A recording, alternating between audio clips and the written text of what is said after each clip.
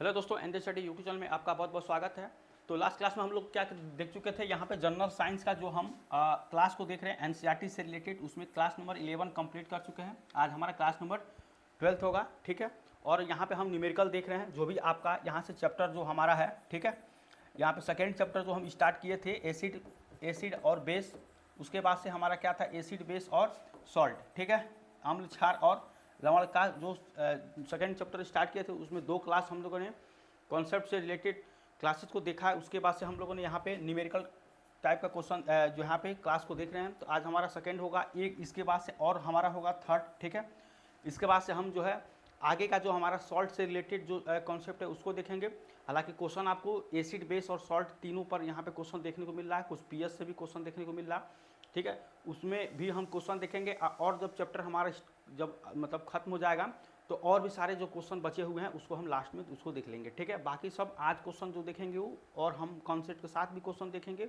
उसके बाद से लास्ट में जो बचेगा इस चैप्टर से रिलेटेड उसको भी देखेंगे, ठीक है। तो उम्मीद कर रहे हैं ये क्लास आपको अच्छा लग रहा होगा। अगर अच्छा लग रहा है तो चैनल को सब्सक्राइब करिए, वीडियो को लाइक करिए और अपने यार दोस्तों को भी शेयर करिए, ठीक है। तो यहाँ पे ये हमारा आज, ठीक है, देखिए। तो फर्स्ट क्वेश्चन आपको यहाँ पे पूछा गया है कि मेथेनोइक अम्ल पाया जाता है, ठीक है। यहाँ पे मेथेनोइक अम्ल किसमें पाया जाता है, ये फर्स्ट क्वेश्चन है। काफ़ी अच्छा क्वेश्चन है, इस तरह से आपसे एग्जाम में क्वेश्चन पूछा जाता है।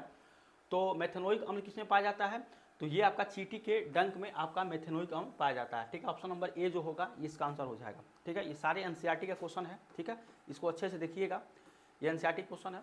तो मेथेनोइक अम्ल किसमें पाया जाता है, चींटी के डंक में, ठीक है। बाकी सब सारे आप देख लीजिए। इसमें क्या पाया जाता है आपका, यहाँ पे संतरा है तो इसमें क्या पाया जाता है, सिट्रिक अम्ल पाया जाता है, ठीक है, सिट्रिक एसिड, इसको याद रखेंगे। ये सिट्रिक एसिड इसमें पाया जाता है। इसी तरह से आपका सिरका में है तो सिरका में क्या पाया जाता है, एसिटिक अम्ल पाया जाता है, ठीक है, एसिटिक एसिड, ठीक है, इसको याद रखेंगे, एसिटिक एसिड इसमें पाया जाता है।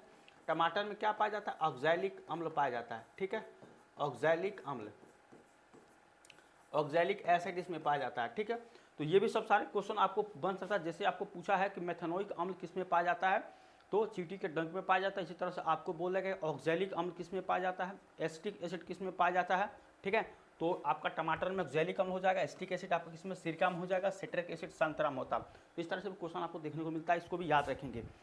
नेक्स्ट क्वेश्चन है, ठीक है, नेक्स्ट क्वेश्चन आपको यहाँ पे कहा गया है कि ऑक्सैलिक अम्ल पाया जाता है। अभी हम देखें कि ऑक्सैलिक अम्ल किसमें पाया जाता है, तो आपका किसमें होता है, टमाटर में, ठीक है। यहाँ पे टमाटर में हो जाएगा आपका ऑक्सैलिक अम्ल, ठीक है। यहाँ पे ऑप्शन नंबर सी इसका आंसर हो जाएगा। इसमें सिट्रिक एसिड पाया जाता था। इसी तरह से ये भी देखेंगे तो इसमें क्या पाया जाता है, टार्टरिक अम्ल पाया जाता है, ठीक है, टार्टरिक एसिड, टार्टरिक एसिड इसमें पाया जाता है। नींबू में क्या होता है, सिट्रिक अम्ल और क्या होता है, मैलिक अम्ल, ये दोनों इसमें पाया जाता है। इसमें पाया जाता है सिट्रिक एसिड, ठीक है, सिट्रिक अम्ल, सिट्रिक अम्ल, और क्या पाया जाता है इसमें, मैलिक अम्ल, ठीक है, मैलिक एसिड, ये दोनों इसमें पाया जाता है, ठीक है। तो इसको याद रखेंगे। इसमें ये आपका सिट्रिक एसिड और मैलिक एसिड इसमें दोनों पाया जाता है। नींबू में, ये इमली में क्या पाया जाता है, टार्टरिक अम्ल पाया जाता है। और यहाँ पे सिट्रिक एसिड, इसमें आपका ऑक्सैलिक अम्ल टमाटर में पाया जाता है, ठीक है। तो काफ़ी अच्छा क्वेश्चन था। ऑप्शन को भी, जितने भी ऑप्शन दिया गया है उसमें से किस तरह से क्वेश्चन पूछा जा सकता है, इसको भी अच्छे से ध्यान से इसको पढ़ेंगे, ठीक है। ठीक है, नेक्स्ट क्वेश्चन आपको यहाँ पे पूछा गया है, काफ़ी अच्छा क्वेश्चन है कि लैक्टिक अम्ल पाया जाता है, ठीक है। अभी आपको बताए हैं। तो यहाँ पे देखिए लैक्टिक अम्ल किसमें पाया जाता है, दही में। दही में आपका क्या पाया जाता है, लैक्टिक अम्ल। ऑप्शन नंबर सी यहाँ पर आंसर हो जाएगा। ये भी अच्छा क्वेश्चन था। इसमें पता है सिट्रिक एसिड होता है, इसमें टार्टरिक अम्ल होता है, ठीक है। इमली में जैसा कि आपको हम बताएं यहाँ पे देखिए टार्टरिक एसिड होता है।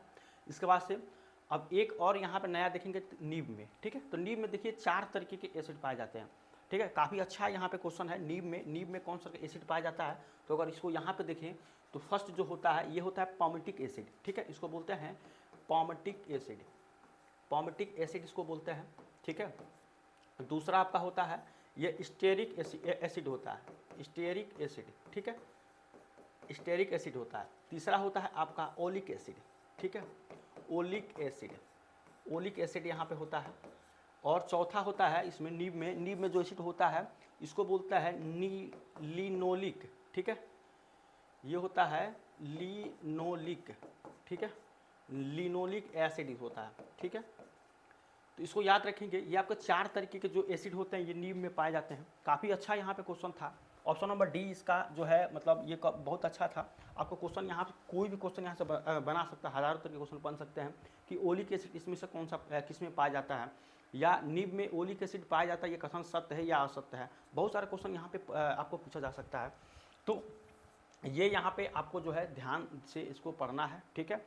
और एक चीज़ और है कि ये कितना परसेंट, 16 से 34% के बीच में ये होता है, सॉरी 16 से 24% के बीच में होता है, और ये आपका 6 से 34% के बीच में होता है, और ये जो होता है ये 25 से 58% के बीच में होता है, ठीक है। इसको याद रखेंगे, 25 से 58% होता है, और ये आपका जो होता है ये 6 से कितना, ये 34% के बीच में होता है। आई थिंक थोड़ा सा परसेंटेज में मतलब उतना ज़्यादा वो नहीं है, लेकिन फिर भी आपका ये आंकड़ा इतना होता है, ठीक है। हर मतलब सबका पॉमिटी का 16 से 24%, स्टेरी का 6 से 34%, और ओलिक एसिड का होता है 25 से 58%, और लिनोलिक एसिड का होता है 6 से 34%, ठीक है। तो इसको याद रखेंगे। परसेंट पर क्वेश्चन तो नहीं पूछेगा, इतना टफ लेवल नहीं पूछता है, लेकिन हाँ ये आपको 4 आने चाहिए। ये जो आपके 4 है एसिड, नीब में कितने एसिड होते हैं, तो ये आपके 4 तरीके एसिड पाए जाते हैं, ठीक है। तो उम्मीद करते हैं ये आपको समझ में आया होगा। ये आपका क्वेश्चन था, काफ़ी अच्छा क्वेश्चन था। अगला देखिए, निम्न में से सोडियम हाइड्रोजन कार्बोनेट, ठीक है, सोडियम हाइड्रोजन कार्बोनेट फार्मूला क्या होगा, NaHCO3, किसका रासायनिक नाम है, ठीक है। तो sodium hydrogen carbonate baking soda का, ठीक है, बेकिंग सोडा, ये इसका रासायनिक नाम है। विरंजक चूर्ण फार्मूला CaOCl2 होता है, ठीक है। तो सोडियम हाइड्रोजन कार्बोनेट यहाँ पे देखेंगे, इसको हो जाएगा सोडियम हाइड्रोजन कार्बोनेट, ये आपका बेकिंग सोडा का फार्मूला होता है, ठीक है। ये भी काफ़ी अच्छा क्वेश्चन था, उम्मीद करते हैं आपको समझ में आया होगा। देखिए नेक्स्ट क्वेश्चन आपको यहाँ पे कहा गया है कि किसका जो है जलीय विलयन सफ़ेदी के लिए उपयोग होता है, ठीक है। तो यहाँ पे कैल्शियम कार्बोनेट जो है, यहाँ पे देखेंगे कैल्शियम कार्बोनेट का जलीय विलयन जो होगा, ठीक है, इसका जो है किसमें उपयोग होता है, सफ़ेदी के लिए, ठीक है, सफ़ेदी के लिए यहाँ पे उपयोग किया जाता है। तो यहाँ पे ऑप्शन नंबर ए इसका आंसर हो जाएगा। अगला देखिए कि बुझे चूने का फार्मूला है, ठीक है। तो बुझे चूने का फार्मूला क्या हो जाएगा, कैल्शियम हाइड्रोक्साइड, यहाँ पर CaOH whole twice, option number B हो जाएगा। बुझे चूने का फार्मूला ये आपका यहाँ पे हो जाएगा CaOH होल ट्वाइस, ठीक है। इसके बाद देखिए आग बुझाने वाले यंत्रों में प्रयुक्त होने वाला पदार्थ है, ठीक है। तो आग बुझाने वाले यंत्रों में प्रयुक्त होने वाले जो पदार्थ होगा ये क्या हो जाएगा, कैल्शियम कार्बोनेट, ठीक है, कैल्शियम कार्बोनेट हो जाएगा, सॉरी सोडियम कार्बोनेट Na2CO3, ठीक है। ऑप्शन नंबर ए हो जाएगा। ये आपका हाइड्रोक्लोरिक एसिड होता है, ये आपका नमक होता है, ये कैल्शियम क्लोराइड होता है, ठीक है। ये था। अगला देखिए विरंजक चूर्ण का फार्मूला बताइए, ठीक है। विरंजक चूर्ण जो होता है ब्लीचिंग पाउडर का फार्मूला जिसको कहते हैं, इसका क्या होता है, CaOCl2, ये आपका फार्मूला होता है। देखेंगे ऑप्शन नंबर सी यहाँ पे आपका आंसर है, ठीक है। तो इस चैप्टर में हम जो है ये भी चीज़ को देखेंगे, यहाँ पे CaOCl2 होगा। इसके बाद देखिए निम्न में से किसका उपयोग पीने के पानी जीवाणुओं से मुक्त करने के लिए किया जाता है, तो किसका किया जाता है, यह भी आपका इससे किया जाता है, ब्लीचिंग पाउडर मतलब विरंजक चूर्ण से CaOCl2 इसको किया जाता है, ठीक है। फिटकरी का फार्मूला क्या होता है, K2SO4, ठीक है। उसके बाद से होता है Al2SO4 का होल थ्राइस डॉट 24H2O, ठीक है। ये आपका होता है फिटकरी का फार्मूला, K2SO4 Al2SO4 का होल थ्राइस होता है, और 24H2O होता है फिटकरी का फार्मूला, ठीक है। बेकिंग सोडा अभी आपको देखें सोडियम बाई कार्बोनेट होता है। धामन सोडा का फार्मूला क्या होता है, सोडियम कार्बोनेट Na2CO3, ठीक है, ये होता है, ये आपका NaHCO3, ठीक है। तो इसको याद रखेंगे, ये काफ़ी अच्छा क्वेश्चन था। यहाँ पे निम्न में से किसका उपयोग पीने के पानी के जीवाणुओं से मुक्त करने के लिए किया जाता है, तो विरंजक चूर्ण से होता है CaOCl2 कैल्शियम ऑक्सीक्लोराइड इसको कहते हैं, ठीक है, ब्लीचिंग पाउडर से। तो ये आपका क्वेश्चन था, ऑप्शन नंबर 20 का आंसर होगा। विरंजक के रूप में प्रयुक्त होता है, विरंजक रूप में कौन सा होता है, ब्लीचिंग पाउडर, ठीक है, ब्लीचिंग पाउडर होता है यहाँ पे जो है विरंजक के रूप में ब्लीचिंग पाउडर CaOCl2, ठीक है। तो ये भी अच्छा क्वेश्चन था। नौसादर का फार्मूला क्या होता है, सोडियम क्लोराइड NaH4Cl, ठीक है। नौसादर का फार्मूला होता है। लाल दवा का फार्मूला क्या होता है, ये होता है KMNO4, ठीक है, KMNO4 लाल दवा का फार्मूला। तो आप देखिए इस तरह के वो भी सारे आपके ऑप्शन है यहाँ पे। ये बहुत अच्छा क्वेश्चन था, क्वेश्चन आपका अच्छा बनाया गया। तो उम्मीद करते हैं एक एक चीज़ को आपको समझ में आ रहा होगा, ठीक है, समझने की पूरी कोशिश करिए, ठीक है। ये क्वेश्चन इसी तरह से आपको रेलवे के एग्जाम में या आप देखेंगे SSC के एग्जाम में साइंस से जहाँ से भी क्वेश्चन पूछता है आप देखेंगे इस तरह का क्वेश्चन ही रहता है आपको, ठीक है, बहुत ज़्यादा टफ नहीं रहता है। अगला देखिए अगला क्वेश्चन है कि शुष्क वायु में रखने पर प्राप्त क्रिस्टलीय सोडियम कार्बोनेट का सूत्र है, ठीक है। कह रहा है कि शुष्क वायु में रखेंगे तो प्राप्त क्रिस्टलीय सोडियम कार्बोनेट का फार्मूला क्या होता है, तो ये होता है Na2CO3.2H2O, ठीक है।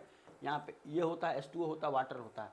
यहाँ पे इसको बना लेंगे, ये तो H2O यहाँ पे हो जाएगा, ठीक है। ऑप्शन नंबर 20 का आंसर हो जाएगा, ठीक है। शुष्क वायु में कह रहा है तो क्रिस्टलीय ठोस कार्बन यहाँ पे सोडियम जो आपका सोडियम कार्बोनेट है तो इसका फार्मूला हो जाएगा Na2CO3.2H2O, ठीक है। उम्मीद करते हैं ये समझ में आया होगा। अगला क्वेश्चन है आपका कि H2SO4 के जलीय विलयन का पीएच मान क्या होगा। देखिए इसको H2SO4 को क्या बोलते हैं, सल्फ्यूरिक एसिड, ठीक है, सल्फ्यूरिक एसिड इसको कहते हैं। और एसिड जो पीएच वैल्यू होता है एसिड और बेस का आप देखेंगे 0 से लेकर 14 के बीच में होता है, ठीक है। यहाँ पे कहीं 7 होता है, ये जो आपका होता है, और एक ये होता है, ये आपका उदासीन होता है, उदासीन, ठीक है, न्यूट्रल जिसको कहते हैं। और ये आपका क्या होता है, ये आपका क्षारीय होता है। जब आप 7 से आगे बढ़ेंगे 14 की तरफ तो आपका क्षारीय विलयन वहाँ पे होगा। 7 से कम आते हैं तो क्या होता है, ये आपका अम्लीय होता है, एसिडिक होता है, ठीक है। ये क्या होता है, ये होता है एसिडिक, ठीक है। तो उम्मीद करते हैं आपको समझ में आया होगा। तो ये आपका एसिड है तो 7 से क्या होगा, 7 से कम हो जाएगा। ऑप्शन नंबर 20 का आंसर हो जाएगा 7 से कम। उसके बाद से है सोडियम। देखिए नेक्स्ट क्वेश्चन है आपका कि सोडियम कार्बोनेट का जलीय विलयन होता है, ठीक है। सोडियम कार्बोनेट का जलीय विलयन क्या है, ये आपका बेसिक होता है, क्षारीय होता है, ठीक है। ऑप्शन नंबर सी इसका आंसर हो जाएगा, ठीक है। इसके बाद देखिए अगला क्वेश्चन है बेकिंग पाउडर के मुख्य रूप से होता है, ठीक है, अथवा खाने के सोडा का रासायनिक सूत्र है।